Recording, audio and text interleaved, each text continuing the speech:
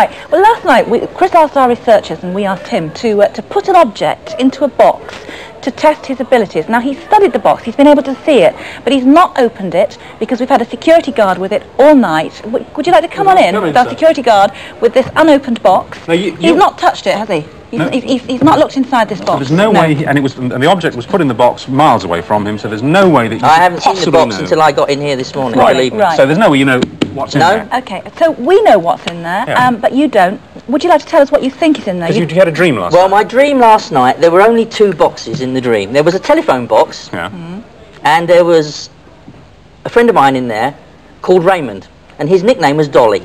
We all used to call him Dolly. So I take across to the translation of the dream, box, Dolly. Right. The other parts of the dream, the other boxes were in a post office sack. Right. And there were lots of these things, and they were like presents. And there was some reference to Barbie. So that's a doll as well. Yes, right. So we take it over. So it's some kind of children's toy. It might not necessarily be a dolly. Well, before we open the box to find out, let's just... You do not dream literally. What you dream is a series of symbols. Symbols, yeah. So you saw a box, which was a telephone box, somebody in there, and you called Dolly. Yes. Right. And then I saw post office sacks with lots of boxes in, and we had to open it and take it out. Okay. All right. Dolly. This is genuine. That security guard has been with this... Oh, actually, I don't know if we can get it. It's so genuine, I don't know if it's... All right. You can get it open. Yes, there it is. Would you like to see what's in the box? That is... It's actually our producer's childhood teddy bear. What's it called, Helen? Edward. Edward. Edward. Edward. How did you... Oh, well, I'm not the bears are called Edward, but anyway, it's called Edward. Okay. It's written on my notes over there. Is that So really? So you actually... It's close. You knew...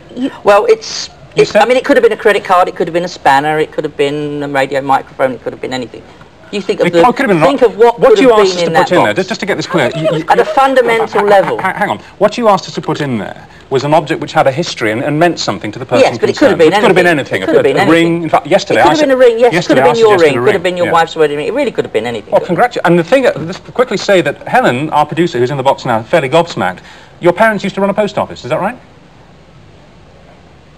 And you were born on Christmas Day, which would explain the part. Right.